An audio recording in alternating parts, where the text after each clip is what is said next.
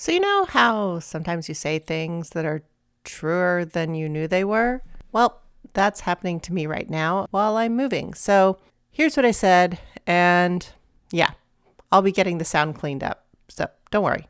Yeah, I'm afraid my sound might be getting a little bit worse here as I'm packing things up, but the real lesson is books make incredible sound baffles.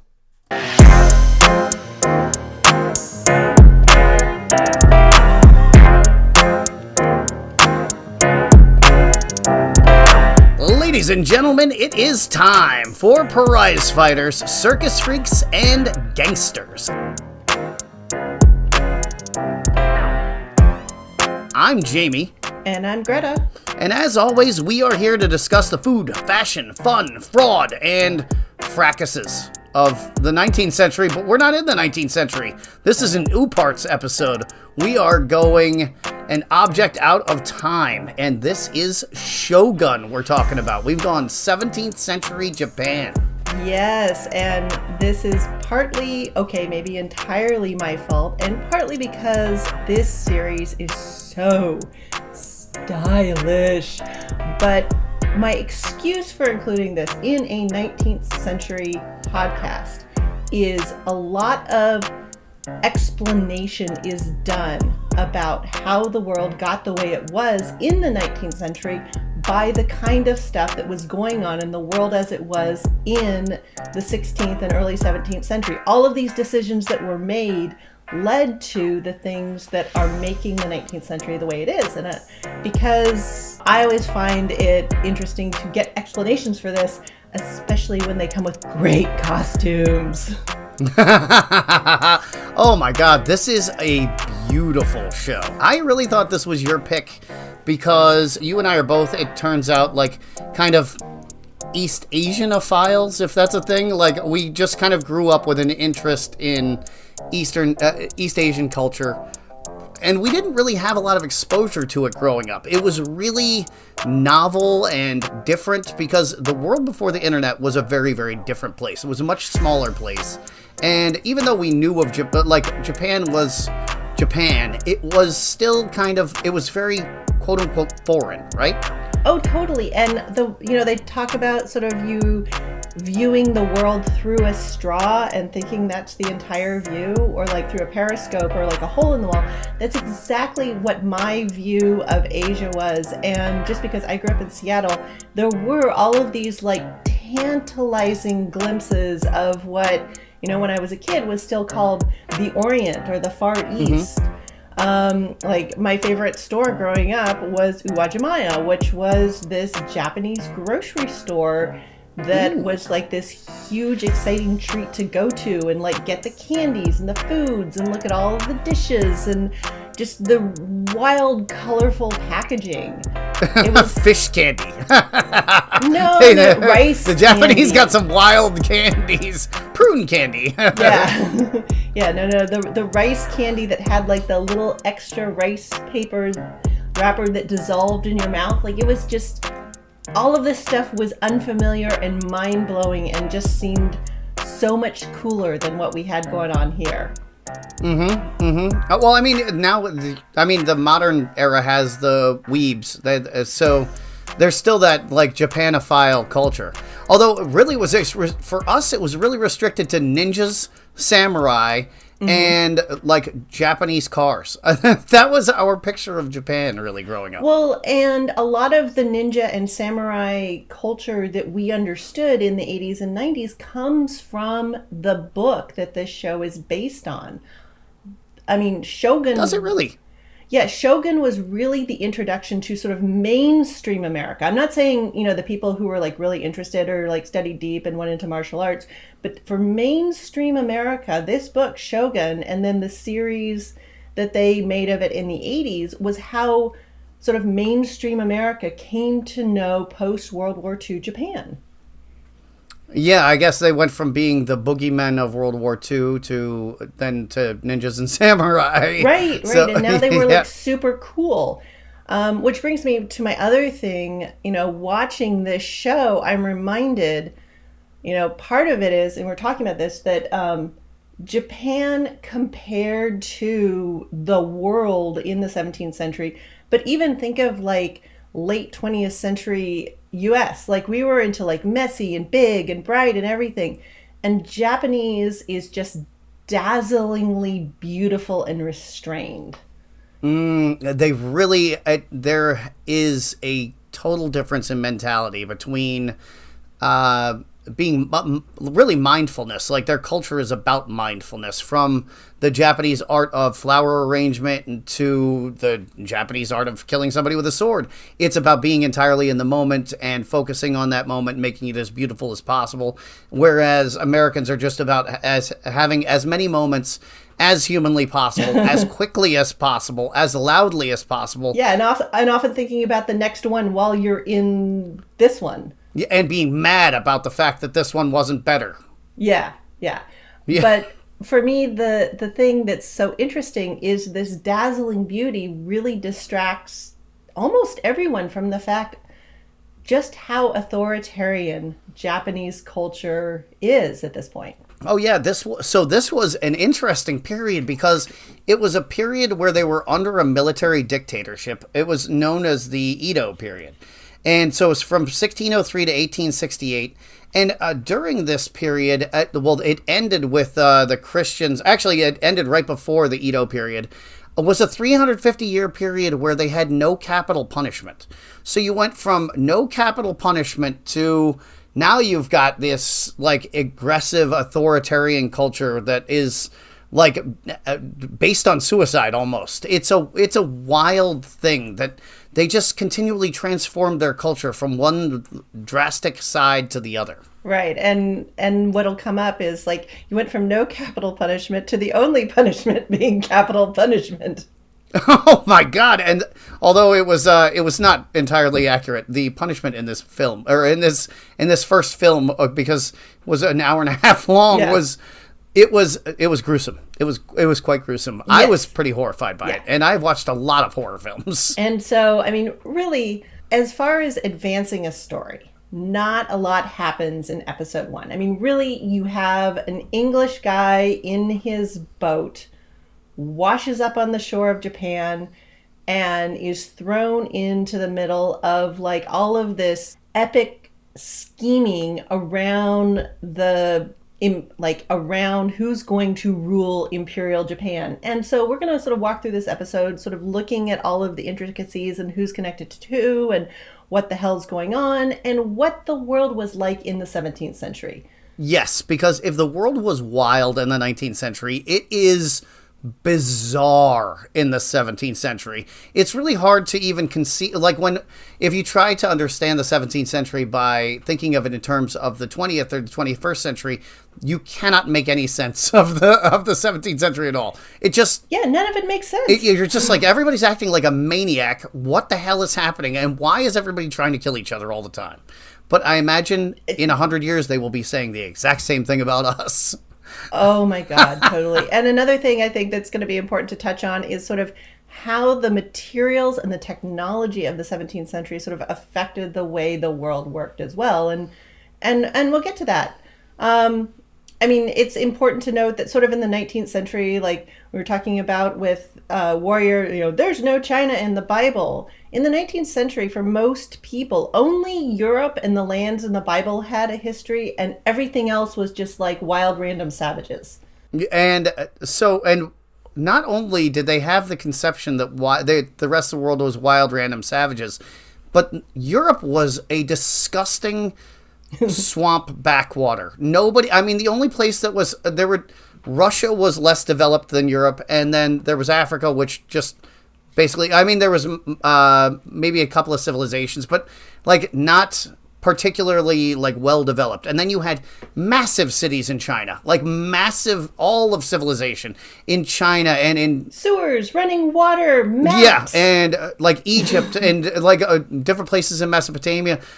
Just beautiful areas, and then Europe is this disgusting backwater, but with the most grandiose visions. It's like a fat crackhead that thinks that they're the president of the world. You know what I mean? That's Europe at this time. Hasn't washed in weeks or months, and and just, oh my God, what they're eating. You're like, whoa, how are you putting that in your face? But they're just like, let's fight another war so that we could get to India again because we need cinnamon to cover the flavor of this rotten meat we're eating. Well, yeah. Okay, so buckle up. Let us start this trip, and we are in a becalmed sailing ship. And man, oh man, I was like, this is why Jamie hates boat movies. This is terrible. It's just the idea of being wet all the time to me. It just seems like the worst thing ever to constantly be sodden. And that's what you're cold and wet at all times on a boat. And these people are as bad off as I've ever seen. And you and I were talking last week when we were not recording about the gruesomeness of scurvy. Because so these men are in a boat that looks like a ghost ship, basically, at this point. Like the sails are in tatters, and these people have open sores on them, and they are gross. And so they're covered in sores, and they basically look like they have leprosy, pretty much. Just about. Because, I mean, when it comes down to advanced scurvy, basically what's happening is vitamin C has left your body, and that is essential for keeping the integrity of all of your connective tissue. And so basically what happens is you bruise to death. Your body just turns into It sounds like you're melting. If all your connective tissues, you are melting like a candle. Yeah, it's sort of like Marburg virus where you turn into a sack of goo, but like in super slow motion. So instead of it's like 24 hours and then you just explode blood all over blood and guts all everybody. It's just like you ooze for weeks, yeah. God, there were some really gross, weird horror movies in the 80s called body melt movies, and this is that. It's a body melt movie. They could really make a body horror movie about scurvy. Totally. So is this something like... If you're trying to pull one of these guys out of the hold of the ship and you go to grab his arm, you could just sleeve him by trying to pull his arm up because his skin's just going to come off in your hands? No. Sort of what'll happen first is like all of the connective tissue of your muscles, that's all going to fall apart. Like it's not that progressive. Like you're going to die before it gets that bad. Okay, so it's not like cabin fever. No. Because the connective tissue in your muscles is going, before your skin starts sloughing off, your heart will fail. Oh, okay. Because the blood... And your teeth have all fallen out, your hair's all fallen out by this point. Yeah. You're probably blind, right? I'm not sure where blindness comes into this, but blindness does not seem to be a thing that's associated with scurvy, for whatever reason. Oh, okay.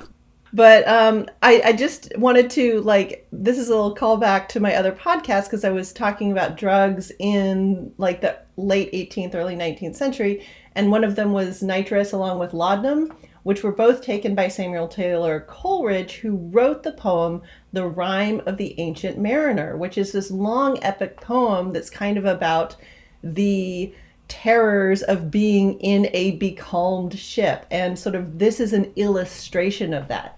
But what's really fun about that poem is that is the source of the little phrase, water, water everywhere and not a drop to drink. Ah, which is what he says at some point, doesn't he? Or... He says, hey, and today is our last day of water. Ah, gotcha, yeah. But yeah, it's peak scurvy. And the thing is, these guys don't know where the fuck they are. They may kind of know which direction they're going in because they have a compass.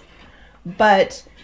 if it's cloudy, they can't see the stars, so they don't know how far north or south they are because, you can see different constellations depending on sort of how south or north you are on the globe. So that's your latitude. But how far around the globe you are, that's longitude. And unless you have a good hourglass and can see the sun at what you think is noon, you have no idea how far around the globe you are. And so he says something about being able to take solar declinations. He can't do that. He doesn't know where he is. Right, but he has taken what is that called? Plunging the depths? Or he's doing soundings. And so he's got a weight that has some tallow in it, something sticky and fatty. Okay. And so that's how he puts it down to the bottom, and it picks up some of what's at the bottom. It sticks to the tallow. Okay, all right. So he doesn't have GPS. He's using a piece of beef fat that he throws at the bottom of the ocean. I never would have gotten into a boat ever. I just want to be very clear about that. And but so you throw that at the bottom of the ocean. He comes up with white sand, which means they're close to shore. What is the science teacher? Can you tell us why that is? Why is there more silica? Is that silica that? Well, and it's also probably usually white sand is associated with ground up shells of some sort of a calcium carbonate thing. But what's most important here is he speaks of something called a rudder. And it's not the thing that steers the boat. It is a book. And these were like the IP of the time. This was the intellectual property that mattered if you were going to do trading and you were going to do colonization. Because these were the explanations. You go so many degrees this way, you turn this many degrees when you see this. And so he says, hey, it said in the rudder. Oh, so that's like MapQuest. This is MapQuest, but 17th century MapQuest. Yes. Nice. And so the rudder and for the young people there, MapQuest is basically Google Maps, but you used to have to print it out because we couldn't look at it on our phones. And yes, or when you're getting directions from a friend, okay, you go here and you turn left at the Red Barn, and then you go up a hill and then down a hill, not the first traffic light, but the second traffic light. Yeah, because there's no street names or anything at this point. It's right. All this shit is undiscovered, so it's just like. Yeah, there's on the third island on your left, you're going to hang a left or whatever. Right, and so it says like you've done all of these different things, and then when you get white sand at the bottom, that means that you're close to the Japans, is what they're calling them. And so in order to get there, not only and this is an Englishman who was piloting for a Dutch ship. And oh, by the way, this book is based on an actual person. And the guy's name in the story is John Blackthorne, who is played by a man who is like a hotter version of Tom Hardy, basically. Wouldn't that be a good explanation of what he looks like? Yes, and he is also the king of vocal fry. Oh my God, he does. But his vocal fry doesn't annoy me for some reason. I'm just like, oh, he's hot. Okay, yep. But I'm just saying, but he does. He's got that like back of the throat, Tibetan throat singing thing going he's on. Doing a good Tom. He looks like Tom Hardy. He's going to imitate the voice. He's going to do the whole thing. Probably does Brazilian Jiu-Jitsu. Okay. But so he's based on a dude named William Adams. And William Adams lived from 1564 to 1620. He's the first Englishman to set foot in Japan.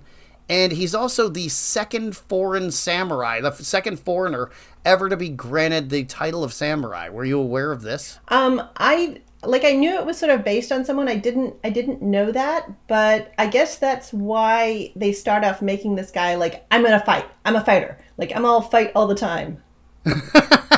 Well, he really he fought against the Spanish Armada. He was a very, very accomplished naval pilot. And so when the Japanese realized, this guy not only has, has all these, crazy battles under his belt, but he also, he hates the same people we hate. So this is something awesome. Yes. And this guy went on to be pretty rich.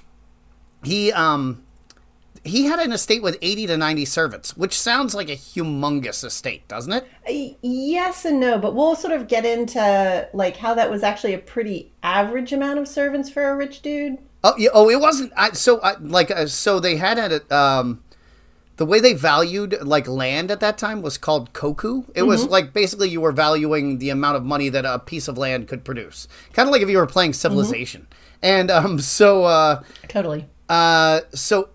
His thing was 250 koku, which is just under 20 million today. So it's not huge, because the biggest estate at the time, the one that was not the shoguns but was just underneath that, was 1 million koku. And this guy was at 250 koku. So he was a very low level samurai, but still that's a huge deal, because the Japanese even to this day are still probably the most xenophobic culture I have ever. It is definitely the most xenophobic culture I know about. Might be ever. So. I mean, based on kind of how the world has gone, they have this culture that's thousands of years old. and they were able to watch everybody else who wasn't xenophobic watch their culture completely get degraded by these European jerks. So they kind of had a point, especially at this time. Do you really think? Because they were really, I mean, at the end of the day, they were a vassal state of the Chinese, and just like the Koreans, and both of them, like, they paid tribute to the Ming. They weren't necessarily vassal states, but in effect, like, they both called them their mother culture. They paid tribute to them. They weren't like, fair enough. It was really only just before this the events of this book that which occurs in what, 1599? Is that what it says? Mm-hmm. It starts, yeah, 1599. They call it 1600 in the show. Okay, so yeah. So it was like in 1582 and 1589, the Japanese launched 2 unsuccessful invasions of Korea.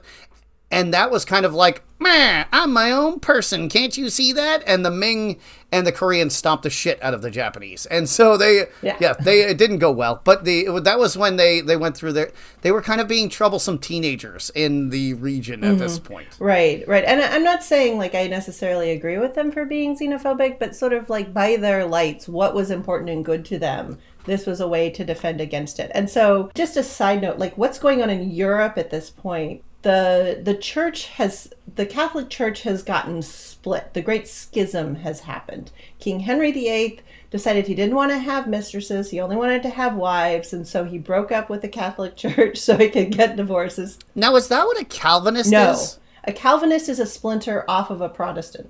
Holy shit. So when I was reading about all of this, they were just talking about the Calvinists and the Protestants. They didn't even mention the Anglicans. So I thought they were kind of one of the, but there's like 10 other churches involved in this. There's the Church of the East, which was not related to the Byzantine Church. It's a big freaking mess. But the big story is that there was the Catholic Church in Europe. There's always been kind of splinter groups, but King Henry VIII caused that to have the Great Schism split in half. And so now you have the Catholics and the not Catholics. So they're called the Protestants. And at this point in time, Queen Elizabeth is queen. And Spain kind of owns the Netherlands. And this is why the Netherlands, Holland's color is orange, because the Prince of Orange decides they don't want those Catholic bastards in there anymore. And so that's when the whole battle starts up. The English ally with the Dutch to kick the Spanish out of Holland. Oh, and it's also extra confusing to point out the fact that the Spanish we're thinking of Inigo Montoya, and no, don't think of that. Think of the Austrians, because these are the Austrian Habsburgs who are running a country that is only recently Christian and had been Muslim. So it was basically, think of the Ottoman Empire. And you got the Ottoman Empire run by an Austrian, and that's what Spain was. And they controlled the Dutch. I mean, it is a big fat knot. But as far as I'm concerned, the only really important thing we need to know here is... Oh, and the Habsburgs are Swiss, by the way. But the Swiss were the first one to kick the shit out of the Habsburgs and say, don't come in here anymore. And they're doing their own thing now, too. Because I was going down a hole. Oh, yeah, you can get lost down there. But yeah, what's really important here is... The Dutch and their Hanseatic League had controlled trade all over Europe, but when it came to global sailing at this point, the English had taken over, being real good at that from the Portuguese, and besides, the Dutch can't talk to the Portuguese, so that's why you have an Englishman piloting a Dutch ship. The other fun thing about this... And the Hanseatic League was kind of like the EU of northern Germany. Yeah, it was a trade association, yeah. It wasn't... Yeah, it wasn't quite a country. It wasn't quite a polity, but it was, like you said, a trade association. Yeah, it was a trade association. But the other fun thing is because Queen Elizabeth sent her troops to Holland to help them kick out the Spanish, this is also the period of time when the English learn about gin. Ah. Oh, one other thing that is important to note about the Hanseatic League, and it goes into the democracy portion of this story, is that the Hanseatic League was comprised of free cities, which meant that the people who were in there were no longer serfs. They were living in a city, they had no master, and that was uncommon in Europe at the time. So not necessarily serfs, but they were subservient. They were a servant of the noble. They were in some way they weren't slaves, but they were rooted to the land. But they owed some sort of dues, whether it was labor or money or goods or and the big thing of having an overlord is he could decide, hey, I need more soldiers to go do a fight with some guy somewhere else, and boop, you're it because I said so. Right. But in the Hanseatic League, in the free cities of the Hanseatic League, they paid for mercenaries, which they had some name for it. It was Italian, but they paid for mercenaries to protect them. And they also they levied their own armies, but they paid them rather than conscripting them and forcing them into that, which is why people were okay with the idea of because cities were new in Europe and they were overcrowded and they were going through a lot of the same problems they had in the 19th century, because this was really the first time people were kind of urbanizing. Right. Yeah, they were totally not city planning. Exactly the same thing that's going on in the 19th century, and especially in America, where you just have people show up to hunt for gold. And, there were 1,000 people here last week, and 3 months later, there's, 80,000 people. Where do you put all the poop? Exactly. But that's where you get we don't need no government. We know government's bad. Look it over there. And it's all right, well, and we have freedom here. Well, all right, you have some points, but you're also neck deep in shit, sir. So maybe a sewer system would be nice. But I don't want to pay taxes. Well, this is a problem. This is why we need an education system. Again, back to government. There you go. Okay. So we've got these guys dying of scurvy, and their ship, bonk, literally bumps into Japan. It happens. And so they started with 5 ships, and now it's 12 dudes who are left alive on one ship. Right. And the crew of this ship would have been probably 50-ish to start with. Okay. Yeah, just to deal with all of those sails and the lines and everything.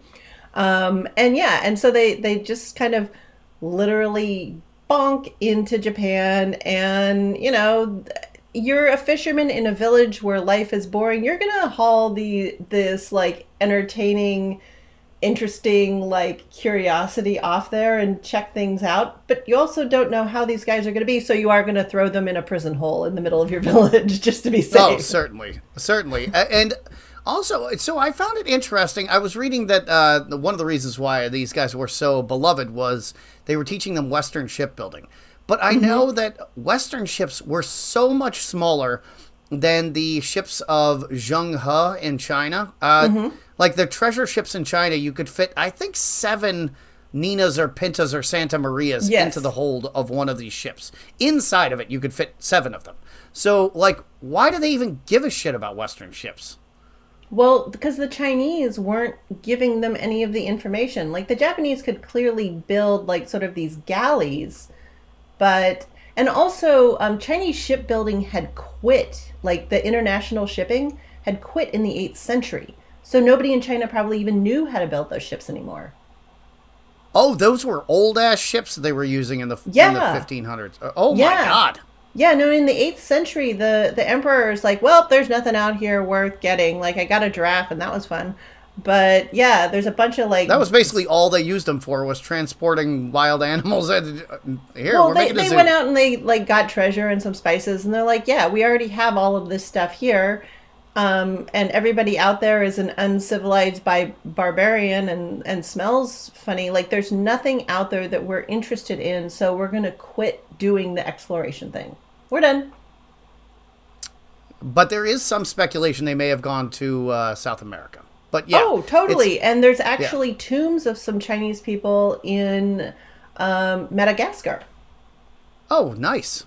Yeah, so no, it is entirely possible they touched every continent, possibly even Australia. Who knows?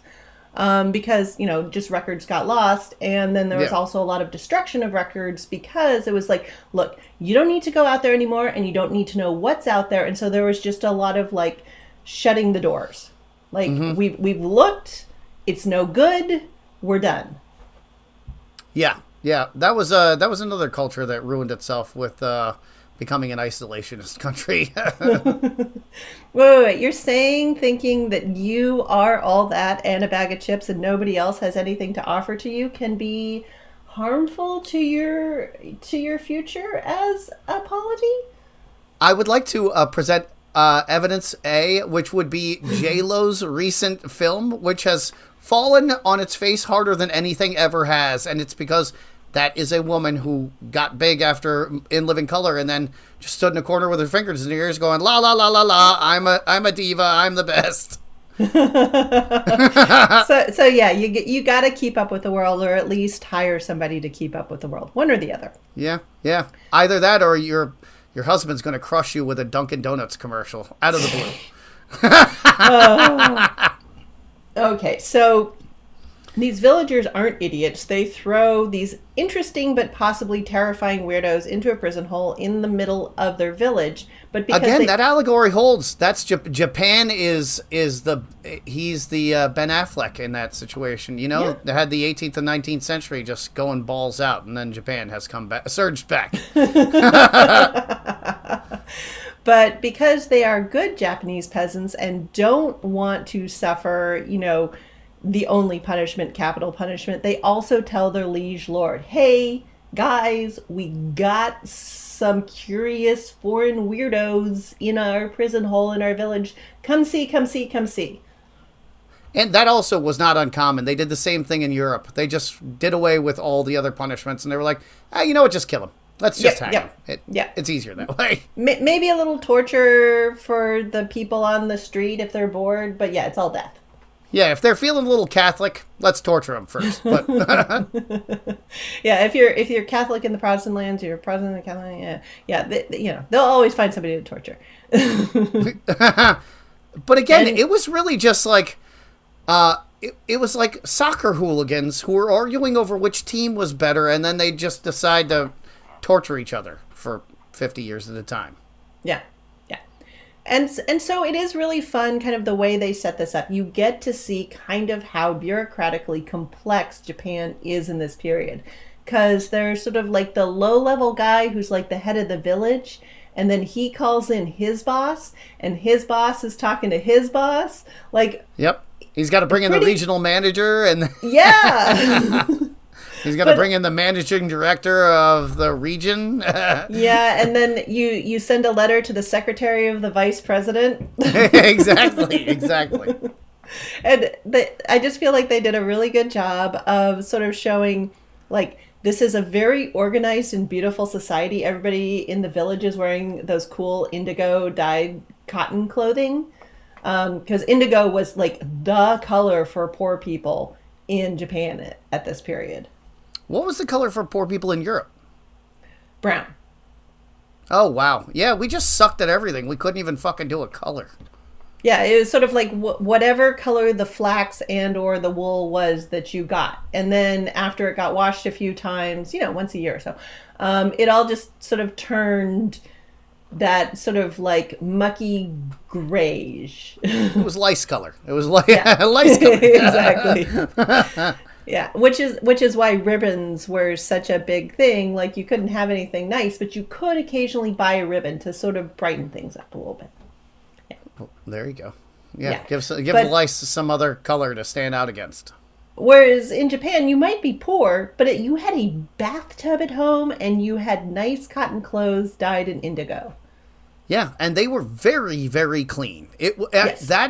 I think that is the most startling thing, because you're basically looking at this Dracula ship with all this disgusting bilge water and dirty straw with all these filthy wet guns inside of them, and then it shows Japan and it's like birds tweeting. There's not a speck of dust anywhere. Everything is just so, and they keep showing the difference between, and he even says multiple times through the episode, I'm not gonna die in this savage bullshit land, and the guy's like, look out the window, bro, you don't see any cooking fires. This is not savage lands.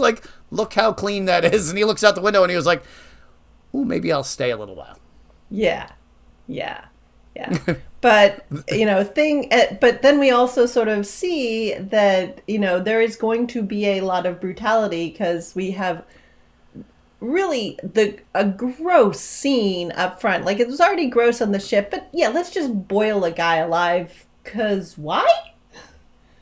So that was not a thing. I looked it up. Okay.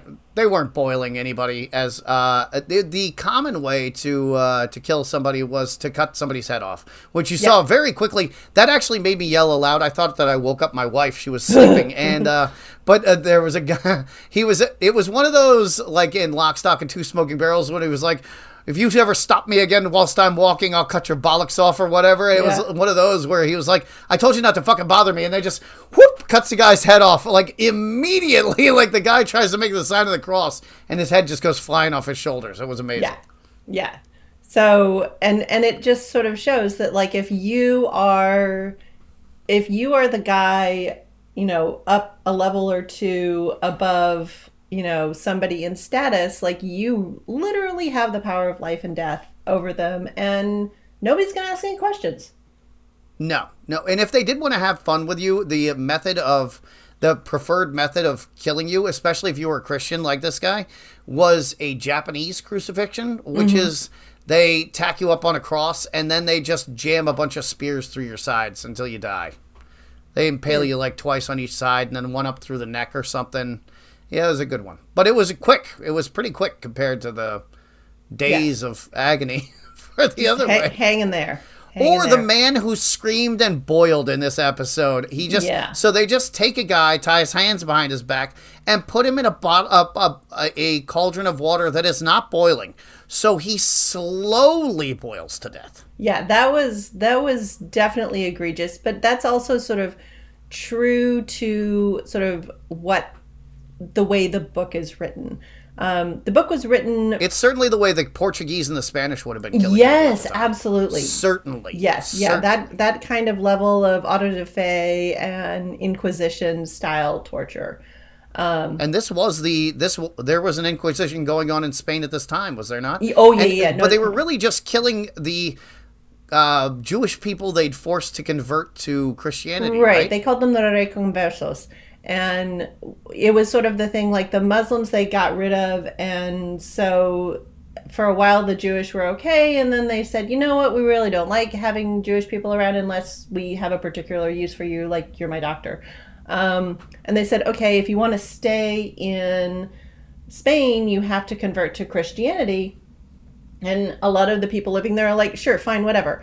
But then they decided, hey, you're probably still secretly a Jew, so we're coming after you anyway. Or your dad was a Jew, and even though, he converted and you were raised in the Christian faith, for whatever reason, we don't like you. And so, we will do this auto de fe, this act of faith, and just like torture you for the glory of God? It never made any sense. It was like, all right, so we're gonna tie a bunch of rocks to your feet and throw you in the river. If you drown, you're innocent. Yeah. But if you float, then we're gonna burn you alive.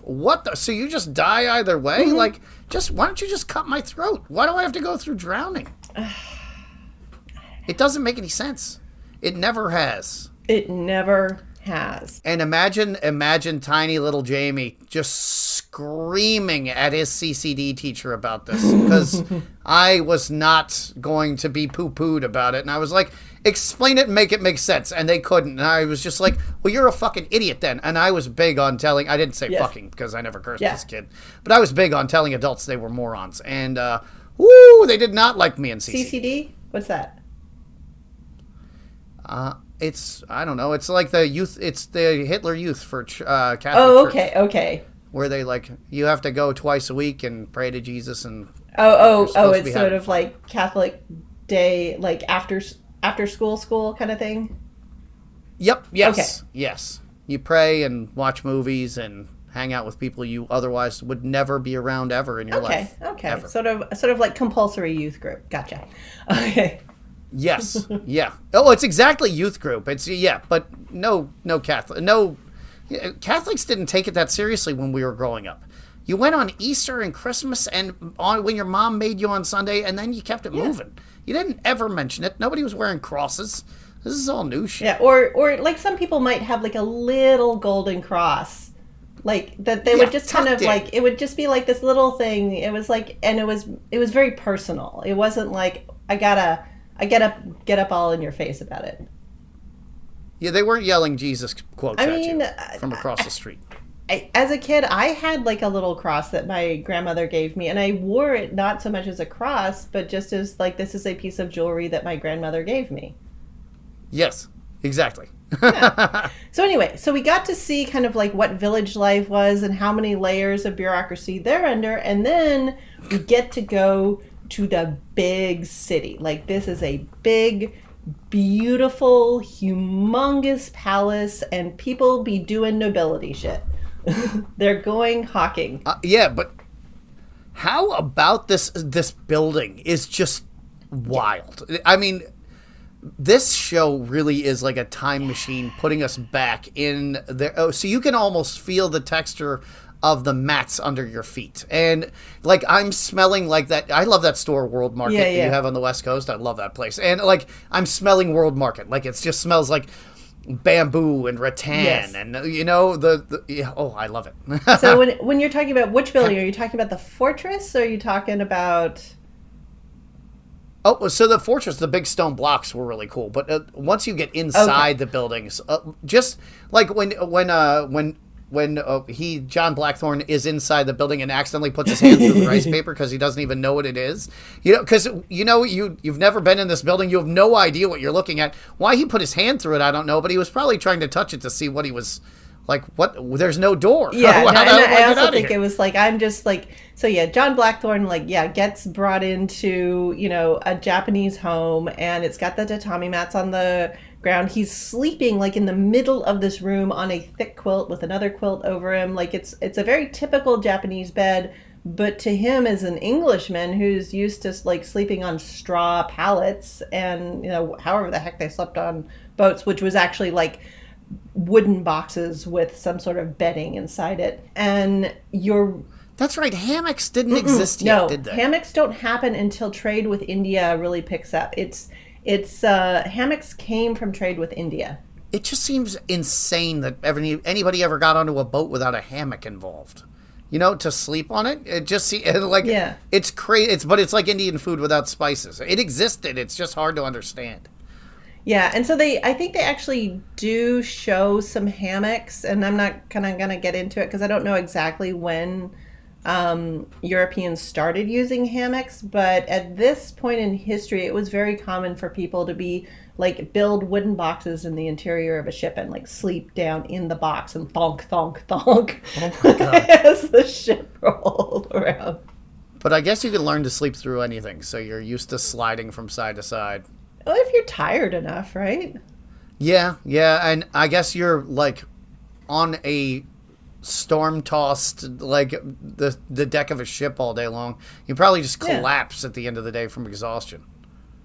Right. When he punched through the wall, because that's another thing. Like, English and European houses at this age are very dark. Like, they are solid wood.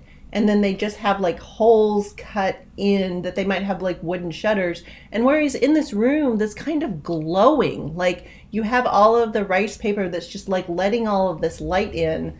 And you think about like down in the bowels of the ship, it was dark down there too. So he is just disoriented as fuck. Yeah. Well, I'm probably blinded by the light. Yeah, it must have been wild to be in that position. I mean, it would be like being a sewer person, like a person who lives in the New York sewers, and then all of a sudden you're just like dropped into a Swiss household now, and just like the milkmaid comes skipping through, like, oh, here's $1,000 bill on the ground. Here you go, sir, and a Rolex. Yeah. But we do get to go to the big city, see the big palace, and I mean, and that's the thing. This palace, it looks strange to us on one hand because all of the roof and the gates and everything have different styling, and it's like these big, thick walls. But we're out of practice of seeing like what a medieval fortress looks like, and they all had these 30-foot thick walls. For a medieval fortress, that's incredibly normal. It's just we don't have any like intact medieval fortresses to look at around us. Yeah, I guess that's true. They were all destroyed by cannon fire. Right. And so cannon fire, these weapons made out of metal, and I think it's a good time to just sort of pause and talk about like what materials the world is made of at this point. Ooh. Because you Yes. look around and see like there is so little metal in daily life in 17th century Japan. Yeah, you actually, there's one scene where the Japanese go into the hold of the ship and the one guy holds up like a small cannonball and he's looking at it like, holy shit, like he's holding like the key to life or something. And right, and there's like metal chains all hanging down, like there's just like metal everywhere. And when you think about like what do you need to make metal, yes, you need the ore, but then you also need tons of trees to smelt the metal and then to form it. Like there are layers and layers of not just technology but also resources required. it's not just a matter of having iron ore. You also have to have tons of trees. Right. And so you can tell the Japanese do have impressive metal technology. I mean, those swords, goddamn. Yeah. Anybody who's seen an episode of Forged in Fire knows how much effort goes into the creation of a samurai sword. It is endless hammering, and they fold the metal over and over and over and over and over to give it the tensile strength that you want out of a sword, so it's not brittle. And right. Yeah, they were making much more high quality steel, but in much smaller quantities than you were typically getting in Europe. Right. And so you didn't, metal wasn't an everyday object. It was just as precious as, say, silver or gold.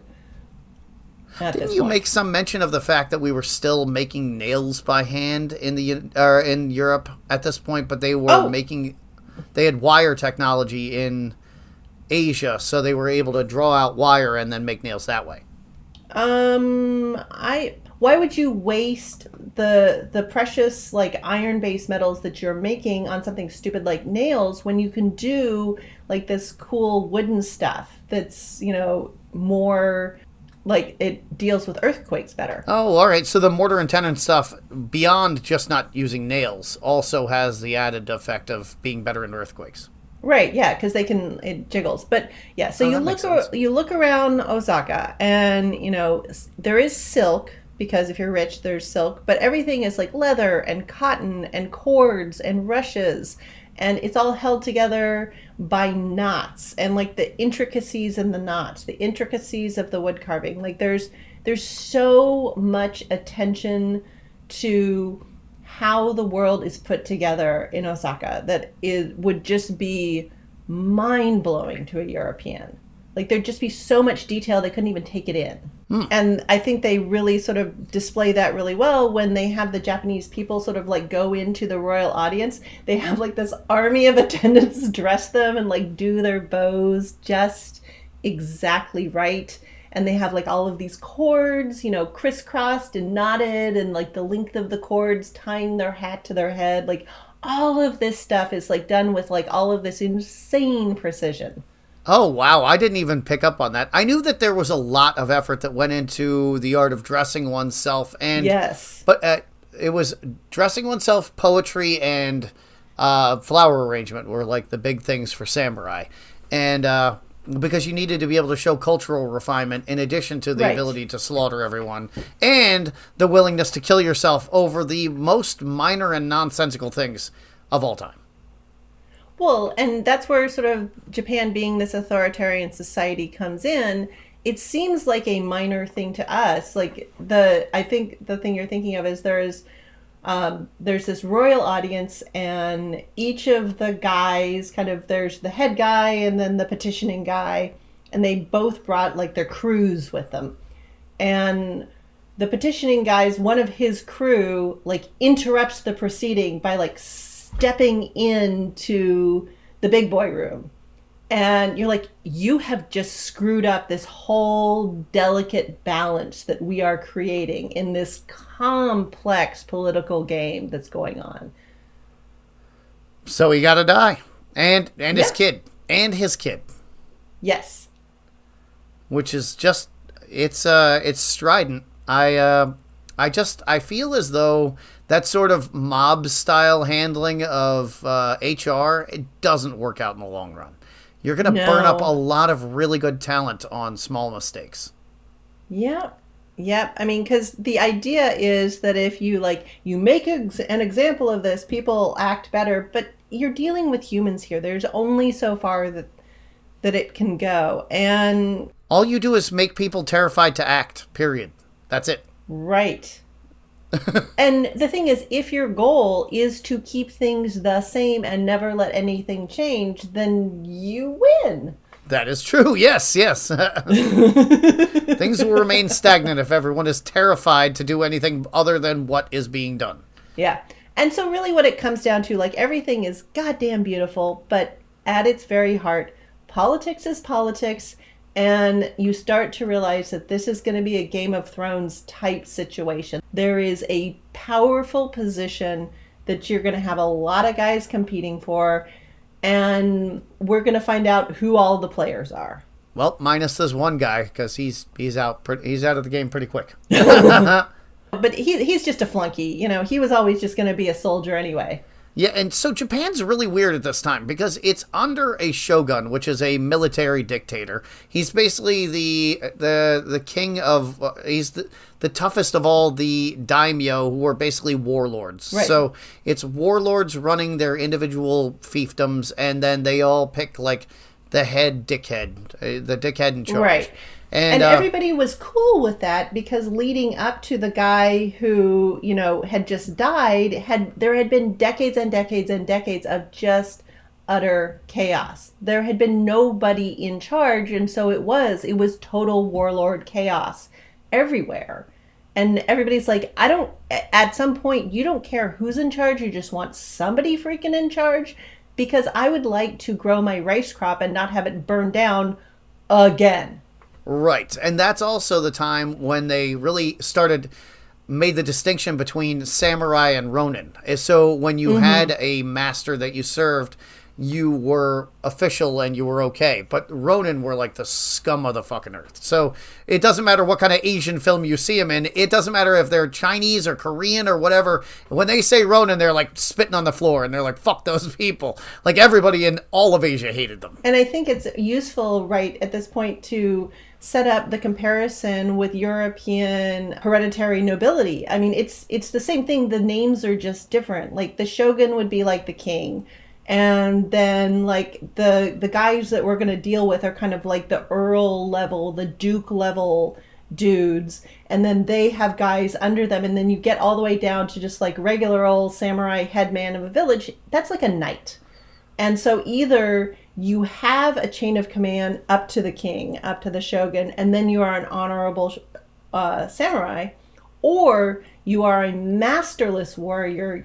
You are a knight without any liege affiliation, and you would be a ronin. So you're a rogue knight or you're a ronin. It's the same thing. Yep. Or a mercenary in European terms. Yeah. They were basically they were pirates and mercenaries. So right. Yeah, it was a little more cutthroat in Asia, I feel than it was to be a mercenary in Europe at the time. Europe, it seemed like it was pretty much like a Blackwater style affair, whereas in Japan it seemed a little more Wild West. Well, because in Japan, the head of the state was also the head of the church, whereas in Europe, you had all of these different heads of state, and then you had the head of the church. And so a lot of the mercenaries would either work for a head of state, and then they go work for the Catholic Church, and then they go work for a different head of state. So there were a lot more options all over Europe, whereas in Japan, there was just one head guy. And so you were either in or you were out. Whereas in Europe, there was a lot sort of more conflict, so you could be kind of like a respectable mercenary for hire. Okay. Yeah, it was a dicey time because at that point in Europe, if you were a mercenary, you didn't have to kill yourself if your king got killed. But in Japan, they often required you to die at the same time that your liege lord died, so there wasn't some kind of attempt to resurrect his old regime, that sort of thing. Yeah. There was definitely sort of a more of a completionist feel to stomping out, your enemy neighbor next door. Whereas, yeah, your knights would just run away and go rogue, work for somebody else. Again, Japan, the geography is different. Like in Europe, you could sort of get away, whereas in Japan, there's not really a way. Yeah, it's kind of like the British Isles, which I thought might have been a nice thing for William Adams and John Blackthorne in the show to, like, it was a nice parallel for the Japanese where they might have seen some kind of kindred spirit type. Oh, they're an island nation. They're kind of doing their own thing away from the continental hegemony. You know what I mean? Mm-hmm. I think there might have been some of that involved in...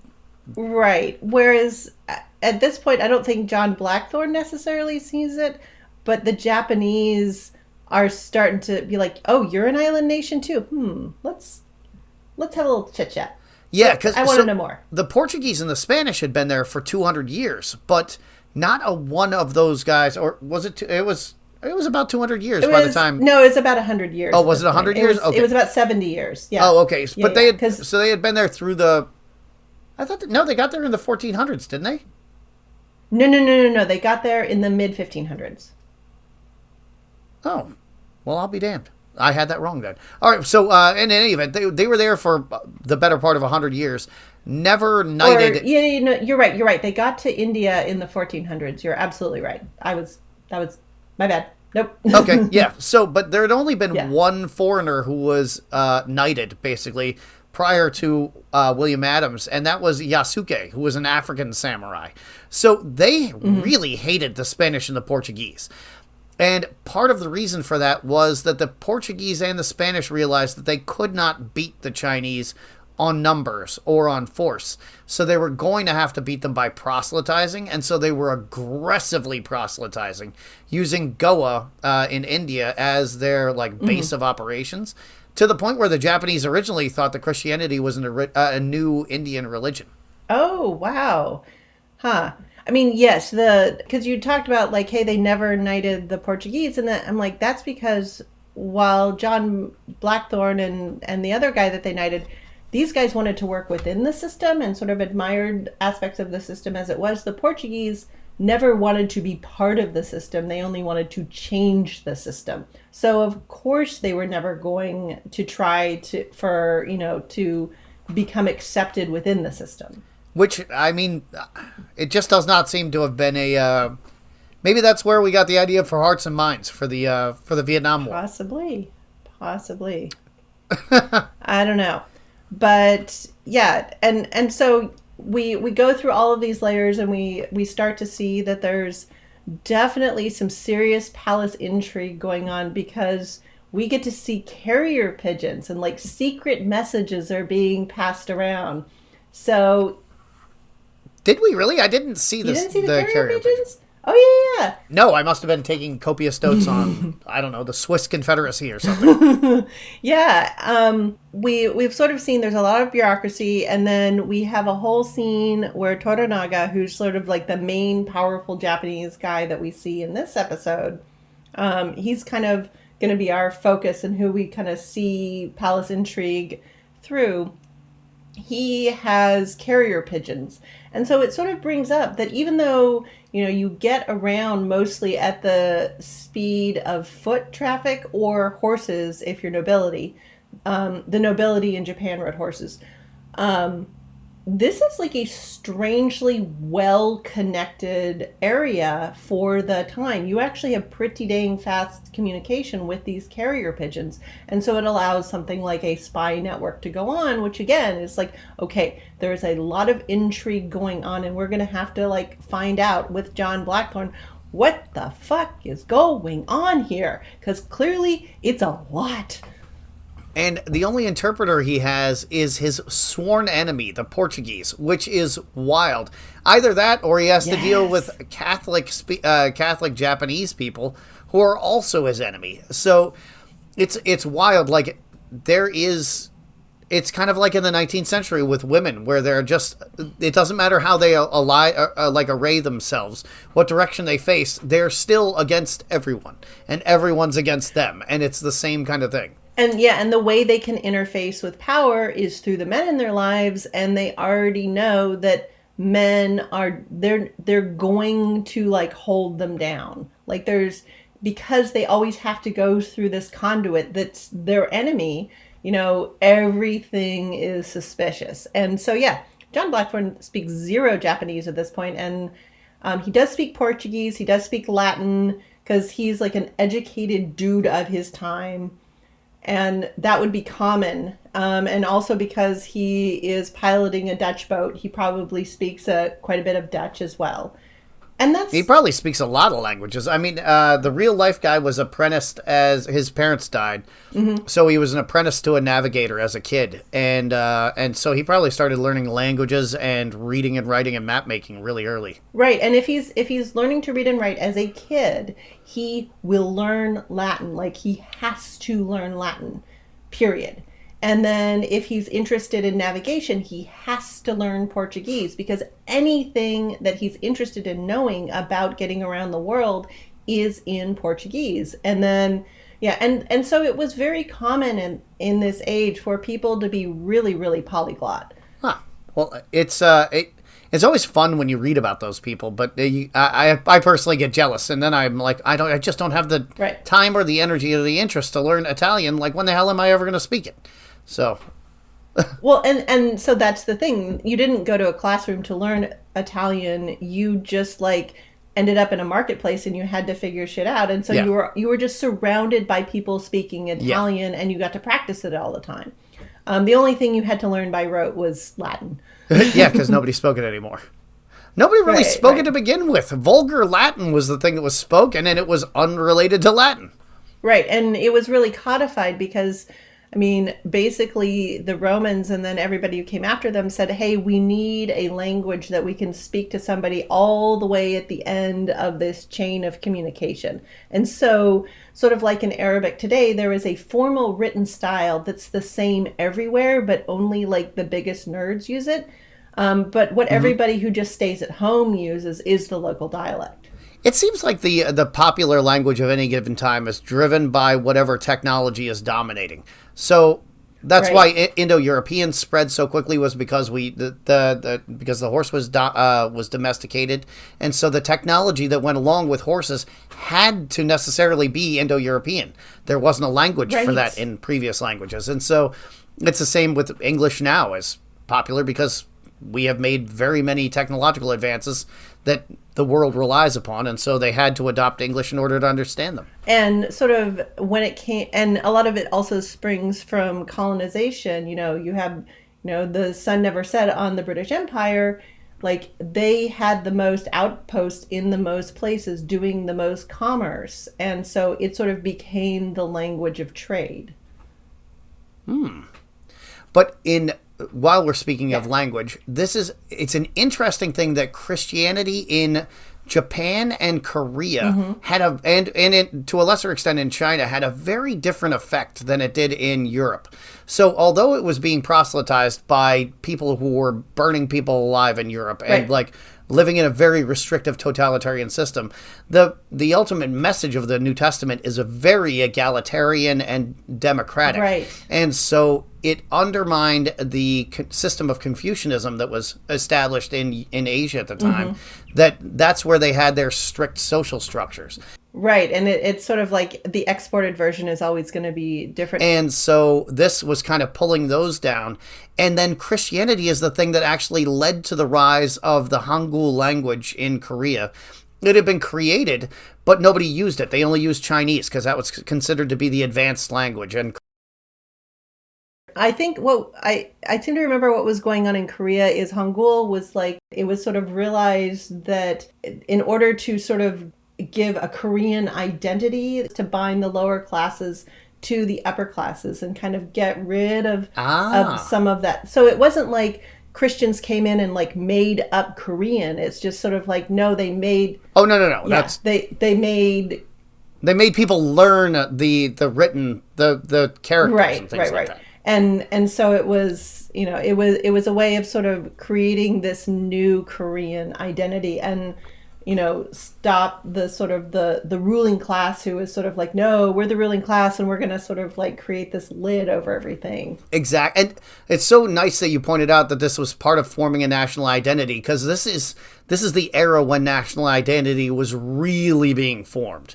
You had in Italy, you had the Italian nations were kind of starting to realize that the Habsburgs needed to go, and they were doing their own thing. You had Savoy being independent again, and like they were trying to get that Italian independence thing going. Spain was independent and it controlled Portugal, but Portugal was starting to form a national identity. And And France was starting to coalesce kind of around, because what was happening is you would have like an Austrian prince would marry, an Italian princess, but then they would be in charge of some part of France, and there would be like a Spanish king married I don't know. They were crisscrossing all of these things, and sort of nobody lived where they were ruling. And if you don't have any government for your province, it's just left to sort of the cruelest bureaucrats who can squeeze the most money out of you. And it's like, wait. Nobody knows who anything is. It's all a goddamn mess. And let's start to regularize this. And so that's when, France started to kind of say, this is going to be France. Germany decided, this is going to be Germany. Italy said, how about we work together instead of trying to kill each other off? Because we've got plenty of people outside the peninsula who are doing that for us just fine. Yup, exactly. And so the exact same thing was happening in Asia. So the people in the southern part of the Korean peninsula were colonizing the northern part. The Manchus had their own national independence movement that would eventually become the Qing dynasty. You had the Mongolians who were fighting for eminence in that area as well, and the Chinese were going through constant upheavals trying to figure out what their national identity was going to be, because as you said, they closed the whole thing down and they just tightened up, and they all started studying for the same stupid SAT style test and stopped studying anything else. No math, no science, no this, no that. They were just studying the same few, memorizing the same few literary tracts, poems and essays, and and then writing a 5-paragraph essay on them, and that was the sole way that they got through life. It was bizarre. And so after this, the different mountain ranges sort of in Asia, especially, that sort of cut off and divide different peninsulas, it was sort of okay, we're going to have a national identity down this peninsula, Vietnam. We're going to have a national identity down this peninsula, Siam, now Thailand. I mean, the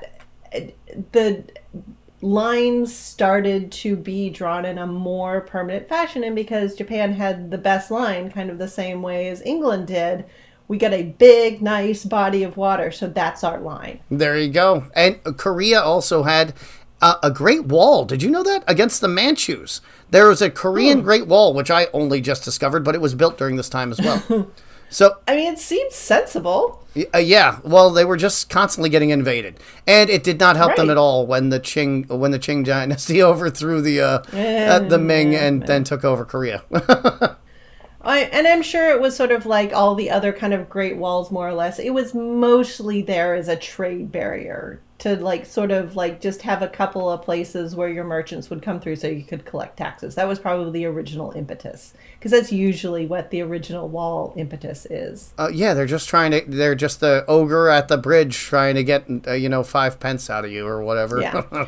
And so we sort of see what village life is like. We see what palace life is like.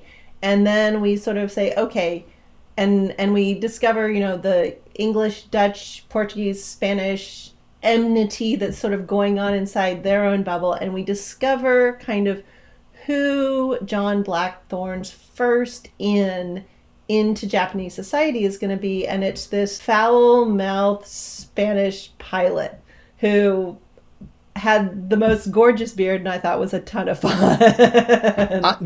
So that guy has been in other stuff, but I didn't look him up. But I love that actor. He's very fun. But Rodriguez. He has a real Inigo Montoya vibe, doesn't he? Oh yeah, no, he is, and he has, to call back to Warrior, he is very much the Wong Chao of the situation. Oh, yeah, yeah. You know, he's... A much more hilarious and foul-mouthed version, but yes. Oh, absolutely. But, you know, he's like, there are going to be currents. I am a stranger in a strange land, but my boat is going to float on top of them. That's all I care about. Yep.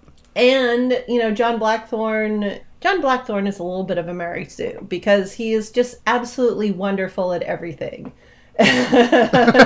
I've never heard of anybody being called a Mary Sue before. What is that reference? Oh, you've never heard the term. Okay. It comes from men criticizing women characters in literature and other media and saying, oh, she's just too perfect. She can just do too many things. You know, she's skinny and she's beautiful and she's athletic and she's strong and she doesn't take any shit, but she also plays the piano perfectly and she's a great, you know, just blah, blah, blah, blah, blah, blah. So Zooey Deschanel. Exactly. And so I don't know sort of what the male version of a Mary Sue would be, except for Chip Driver, but that's a very specific The Good Place TV I've show never heard reference. of that person. So yeah, no. And so Superman covers it. He's just good at everything. He's the dumbest character ever. Because he'll never run into a problem because he can fucking turn the sun backwards or whatever. Right. It becomes like any peril isn't really peril because they always are going to be able to get out of it. And what happens is that gets boring. And he's always a part of a very useless team who are just there to stand around basically and go, good job, Superman. Oh, so it's Moon Knight. Okay. Yeah. Getting your... So, but again, I feel like the show is much better because... Did that show ever come out? Wasn't there a Moon Knight show coming out? Oh, I don't know. I was just saying that Shogun, this show is much better than the book because it's very centered around Japan, and we use John Blackthorne as this way to see what the hell is going on in this sort of like epic struggle for power. Oh yeah, it's totally a time traveler's guide to feudal Japan. Yes, unlike the book, do not use the book as a reference to feudal Japan. Or as a reference for good writing. No! Brevity is your friend. Conciseness is your friend. And you never want to write a book that could double as a deadly weapon. I mean, there's always this joke about writers of a certain time period who are paid by the word or who are paid by the paragraph. And so you have somebody like Alexandre Dumas who was paid by the paragraph. And so he'll have these scenes of like one guy being like, please pass me the mustard. The what? The mustard. Here's the mustard. Are you sure this, you know, like every sentence is like 5 or 6 sentences, 5 or 6 words or something. And so just paragraph after paragraph and like it doesn't advance anything. And that is how James Clavell writes. But he also puts a lot of like people thinking, like what people are thinking in their heads, even though it doesn't, again, advance the story. It never comes up again. I swear to God, he had Stephen King's non-editor, whoever that person is who doesn't exist, was the same for James Clavell and Stephen King. Like, I don't know, just let him run wild. We'll spell check it later. That's fine. It's later. 14,000 pages? That sounds good. We don't need to cut a word. It's perfect the way it is. Yes. And the time period it was written in and the viewpoint James Clavell was coming from, because I hadn't known this, but you said James Clavell was actually a prisoner of war? He was he was an Australian, and in World War II he was a Japanese POW. He survived on 4 ounces of rice a day, occasional veggies, and 1 egg a week, guys. Just there you go. Calculate your daily protein intake off that. It's rough, but he survived it. And then in 1975... Percentage-wise, it's pretty good. He wrote Shogun. What's that?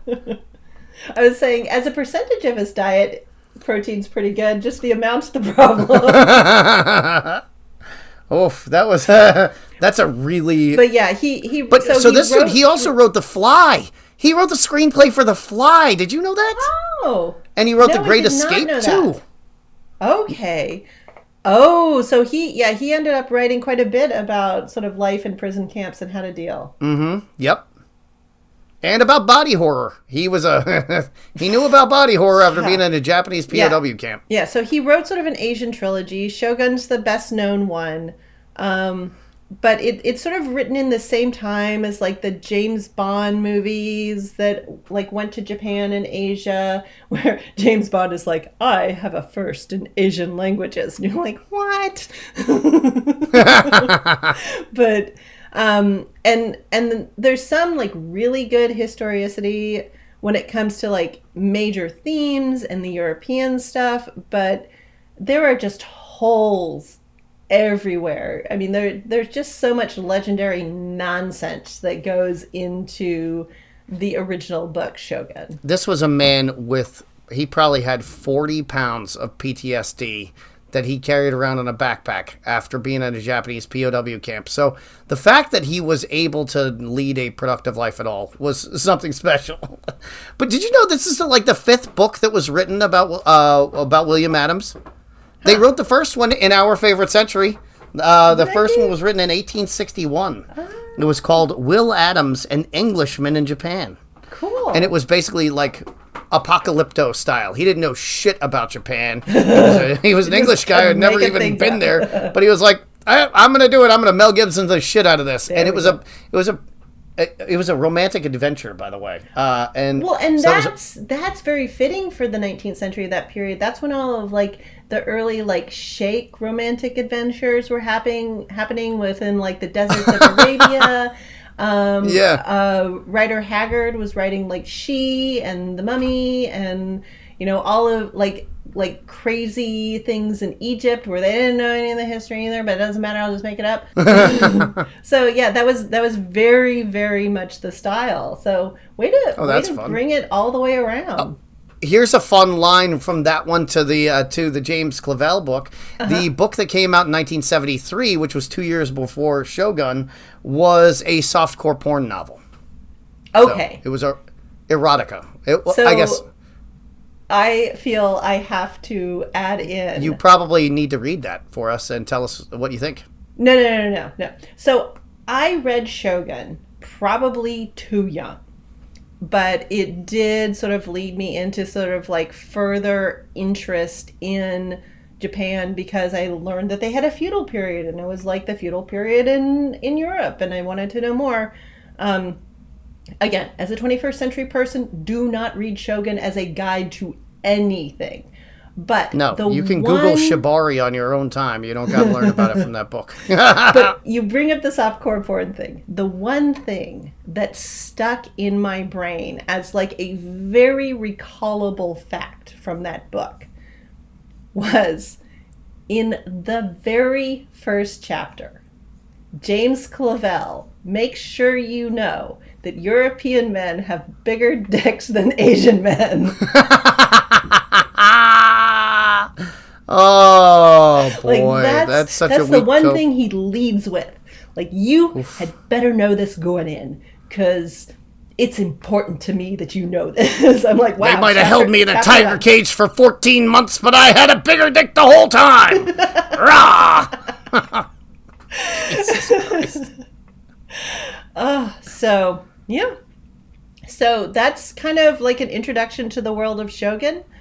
We'll return next week. Hopefully, we'll find out about a lot more characters, and how is John Mary Sue Blackthorne going to work his way into this complicated, fascinating, and frankly dazzling Japanese society. I thought, I love that we thought we were going to try to get through 2 episodes in one show. I love it. We were ambitious. We had thoughts, but we got to talk about lepers. We have got to talk about lepers. And there's more. 2 baths in a week. I mean, we're gonna have to do episode by episode. I guess. One episode at a time. Maybe we'll do 2 episodes on the next one, because it's a short one. Yeah. Second episode's short. All right. Well, this was fun as hell, and I have to say, I'm really glad that you chose this, because I'll admit, I was because all we could learn about in history back in the day really was World War II. And so when I got through, I learned all the cool Star Wars shit about the Nazis, because really the uniforms were why we were all like, they're the coolest. They have the coolest uniforms. For the Empire, but, yeah. Yeah, exactly. But So then you learn about Japan, and I learned about Manchuria and Unit 731, and I was like, I don't ever want to learn another fucking thing about the Japanese ever so long as I live. Fuck them. And so I'm glad that I did take a couple of history of Japan classes and got over myself a little bit in college, but I still have had a pretty hard fuck them type mindset, and I'm glad that I've delved into it more and I'm learning more, and it's much more nuanced than just, well, yeah, you can't judge an entire culture on 50 years. Right, because let's face it, every single culture has been super duper bastards to another one. Yep. It's not like America has been a bunch of goody two shoes. No. So, we're not the world's sweetheart, but we like to think we're America. We're the America's team of the world, but we're not. Yeah. No. Just like the Cowboys, nobody likes us either. Okay, so Jamie, if I wanted to know more about bodybuilding in the modern age, where would I find you? You should go to @PlagueOfStrength on Instagram. Although it's not quite the modern age, it's really the reason why I am so excited to do this podcast is because I get to tell people all the cool shit about the 19th century lifters that they love to learn about. So really, I'm more of a 19th century to about 1980, and that's when I stopped caring about. Okay, so I should call it the mechanical age.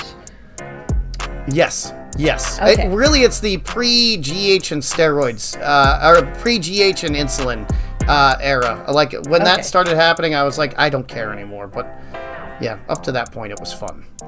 Super cool. So, yes. And how about yourself? Where can we find out more about all of the things you love? Okay, so most of the rest of my research time is spent on my podcast, The History of American Food, which starts in the 17th century with the original colonists. So you can go back to the beginning, and as a comparison, we're going to be talking about the Japanese food scene as we see it.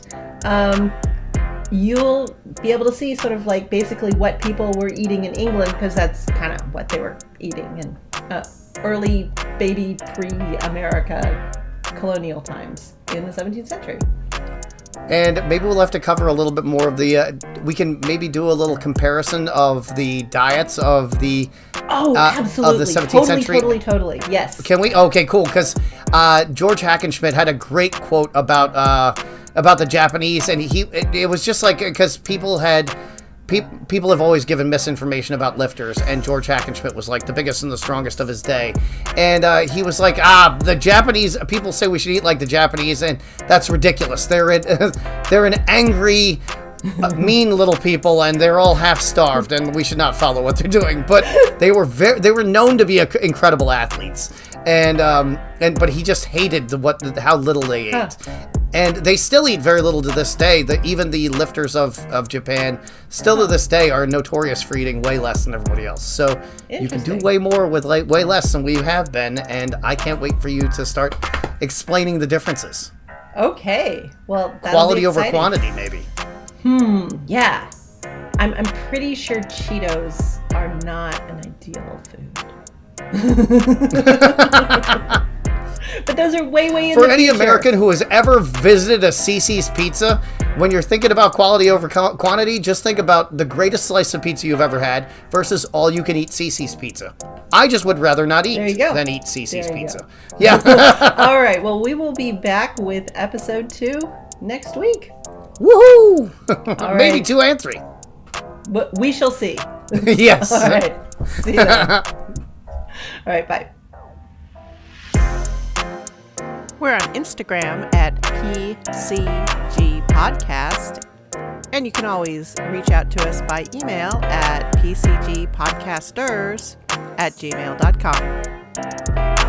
And you can find more dope beats like this one from royalraven.com.